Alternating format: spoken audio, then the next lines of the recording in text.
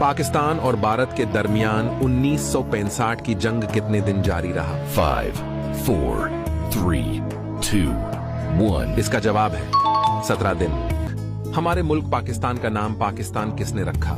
5, 4, 3, 2, 1. तो इसका दुरुस्त जवाब है चौधरी रहमत अली ने। पाकिस्तान का कौमी दरिया कौन सी है? 5, 4, 3, 2, 1. तो सही जवाब है दरियाई सिंध।